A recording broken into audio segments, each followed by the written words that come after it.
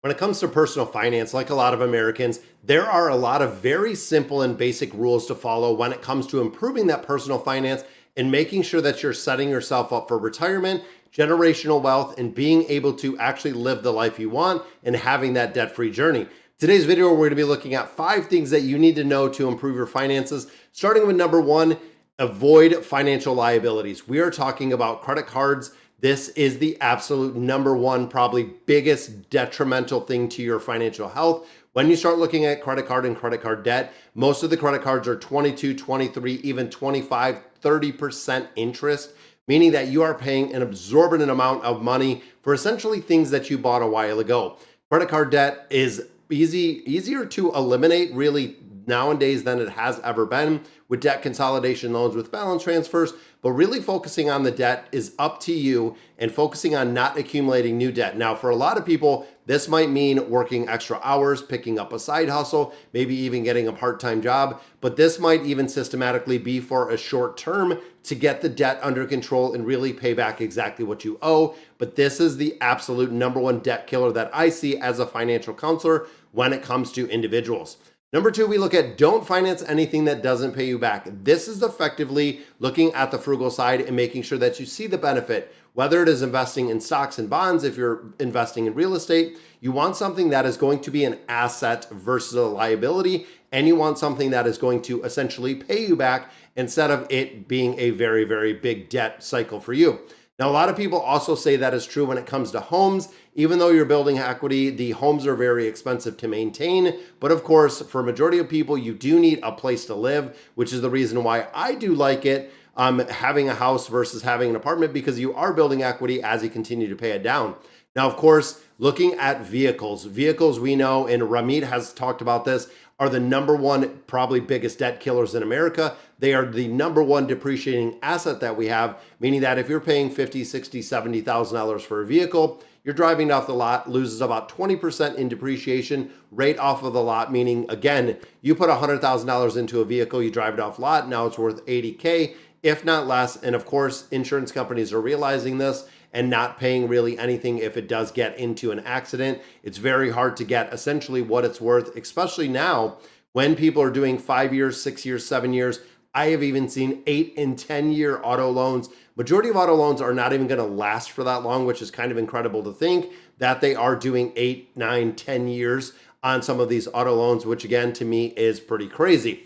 Number three, we get into the financial literacy and education. This is the piece where people are missing. A lot of people say, well, financial literacy should be taught in school. That's great. As of right now, for a majority of states, I believe there's around 19 that are teaching financial literacy. And for a majority of those, it is an elective. It's not required. Now, when it comes to financial literacy, it is up to you.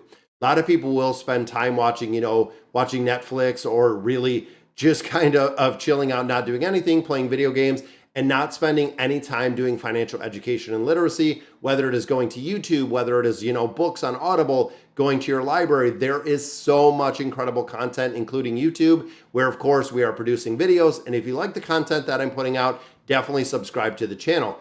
But like I was saying, with a lot of things, even a lot of credit unions have a ton of educational pieces. We have Getting Started with Cash and Credit, which again is a free educational piece that Americans, or that individuals can actually sign up for. And the education for a lot of places, it's offered on a city level, maybe a county level, a state level. There are so many places that are trying to teach financial literacy. But for a majority of people that don't know how to handle money, they're not spending any time to improve their own financial well-being. Number four, we look at knowing your net worth. This is very, very important. It gives you the baseline. That is the biggest thing. It doesn't matter about what your neighbors are doing or keeping up with the Joneses. You want to know exactly where you're at and where you may be at. This, of course, is going to come through calculation, really adding up all of your assets minus your liabilities to see exactly where that net worth is. And again, it is really a baseline for building and the financial kind of building block. And of course, having conversations. I cannot stress this enough. When it comes to having conversations with your spouse, with your family, even with your friends, with your kids, with everyone, really being able to have the solid conversation around money And it seems like even in my household, we were brought up with nobody really talked about money. It was a hush hush thing, which means as a child, I never knew exactly how much things costed because my parents didn't want me to know how much they costed, which again is kind of crazy. Now, you have to also recognize your personal net worth. Now, when you're looking at your own net worth, how much do you really contribute? This, of course, can be improved through education, really, again, learning skills and abilities, learning trades. There are so many things that your time and effort can be dedicated to into improving your financial net worth and really improving yourself. And the final one, which I think a lot of people really miss, number 5, living below your means. This is kind of crazy. Whether you're making 50,000 or 500,000, you have to live below your means. People have really started supplementing credit card debt to an unfathomable amount. We're at $1.13 trillion in credit card debt. And again, you put that at 22, 20, 24, 25% interest. The amount that Americans are paying in essentially interest on those credit card debt is just astronomical. Now, when we talk about living below your means, this also means paying yourself first. I am a very big proponent of really 2 things. Number 1, paying yourself first. Number 2, automating your finances. It is huge to automate your finances. So essentially, let's say you have 100% of your income, you're putting your 15% away to essentially into your investment accounts to grow wealth. You are living on 85% of your income. And with that 85% of your income, you are going to live below your means.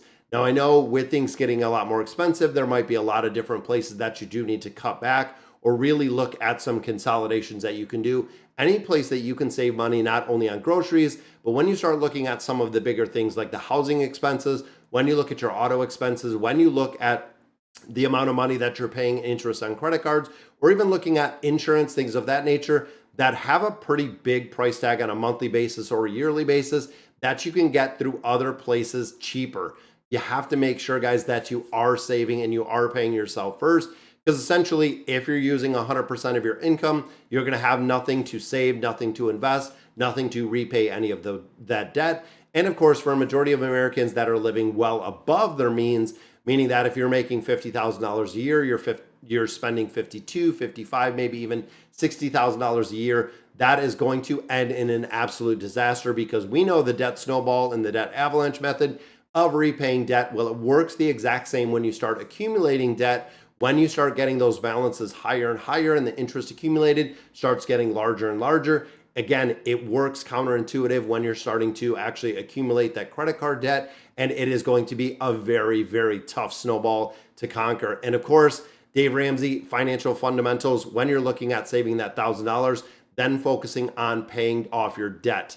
Guys, like I said, when it comes to literacy, I feel like if we don't start and get into that cycle of really financing everything with debt, it'll be very, very important. And honestly, it will set you up to improve your personal finances by far.